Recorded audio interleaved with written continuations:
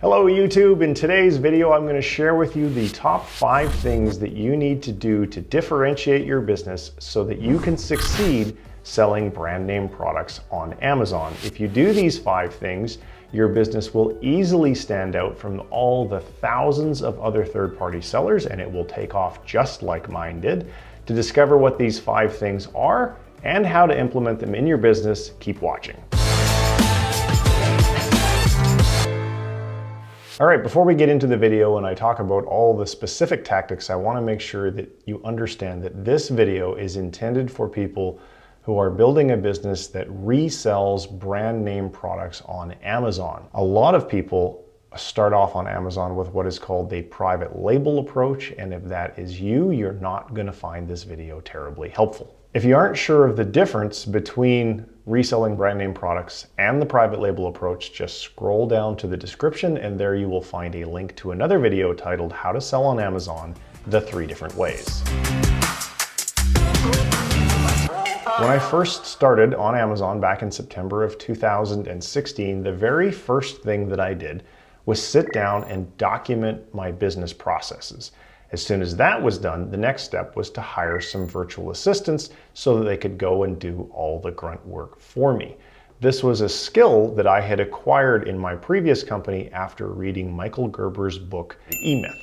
By taking this systems-based approach to growth, my business was able to go from 0 to over $100,000 per month in just 5 months, and we were able to do over $1 million in our first year. So before you hunker down and get busy working in your business, drowning in all the minutiae, I strongly recommend that you first take a couple of days to document the procedures that you need to get done, and then hire virtual assistants to do all of that grunt work for you as well. So once I'd created all of this documentation and hired some virtual assistants, it was actually very easy for me to send over 100 emails per week to prospective suppliers. If you're selling brand name products, you need to establish relationships with suppliers to get their permission for you to be able to resell their products on Amazon. This approach is a very popular one, and there are a lot of other third-party sellers competing to develop relationships with these suppliers, and that's why it's so incredibly important to send a lot of emails. In other words, the more emails you send, the faster your business is going to grow.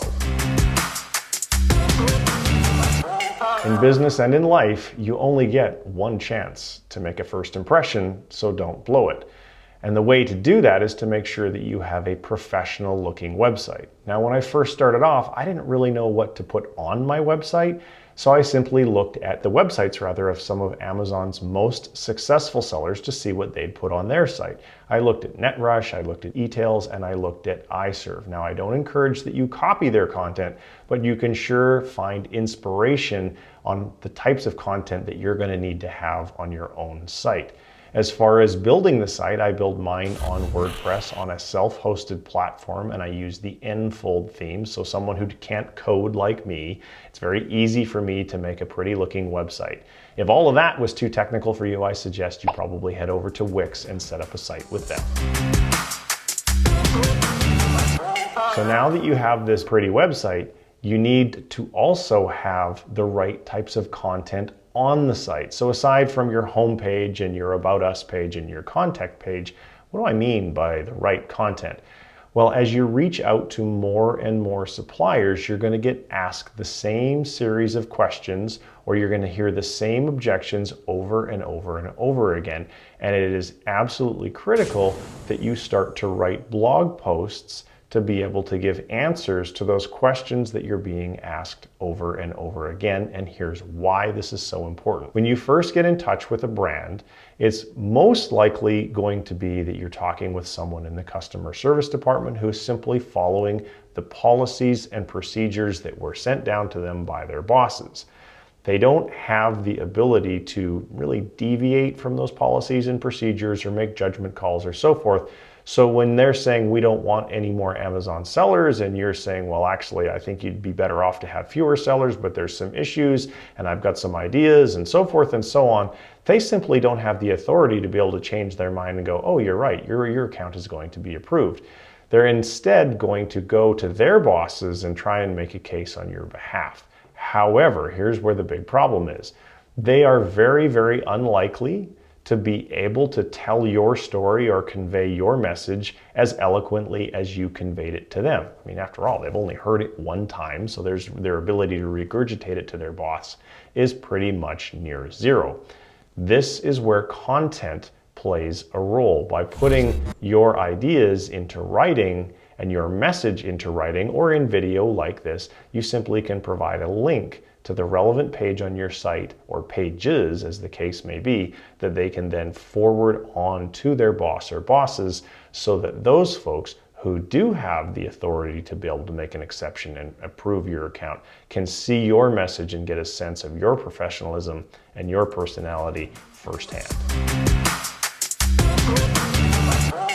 I realize this sounds a little silly. This video is about how to succeed building a business selling products on Amazon, and I'm telling you, hey, you probably need to have a brick and mortar retail storefront. So what's the deal with that? Well, the deal is this. Many brands that we talk to today on their wholesale account applications have a little tick box that says has retail storefront, and the sales reps who you're going to end up talking to are going to put a tick in that box or not put a tick in that box, whether you have a store or don't. Something we have been testing recently with great success is having a retail store. We literally took the foyer of our front office of our warehouse, which faces the street, and we turned it into a retail store, and we started to stock it with products and some basic shelving and so forth. What that allows is the sales rep can now put a tick in the tick box for has a retail storefront. And for many brands, they're okay with you selling on the Amazon marketplace so long as you have the retail storefront. But if you don't have the retail storefront, then they simply don't approve your account at all, and you can't get access to reselling that brand's products on the Amazon marketplace, which is the thing that you're really after in the first place. To find a retail storefront without breaking the bank, I suggest you look on Craigslist in your town, look for just a small retail store front in an area where you can get a month-to-month lease. It doesn't have to have a lot of foot traffic. I mean, honestly, you don't really care if anyone is ever going to walk into the store, but it must pass the smell test that it is an actual retail storefront. So now that you understand these 5 critical steps to growing your business, I want to make sure that you are aware of some of the other free resources I have available for you. First off, if you scroll down into the description, you're going to find links to other relevant videos, as well as a link to one of my upcoming webinars. Now, if you're new to selling on Amazon and you're not yet exactly sure which model is appropriate for you, maybe it's private label, maybe it's retail arbitrage, maybe it's this reselling of brand name products, that would be an excellent place to start by going to my webinar, because I talk about that in more detail, and I go into great detail on the systems that I have developed to enable me to easily send over 100 emails per week to prospective suppliers. So you can do that by going, again, there will be a link right down in the description that will take you to the webinar registration page. Now, if you've liked and enjoyed this video and you'd like to get notifications of future videos, make sure you subscribe and hit the bell. And if you have a question, please place it in the comments and I will do my best to get you an answer. Thanks very much and have a great day.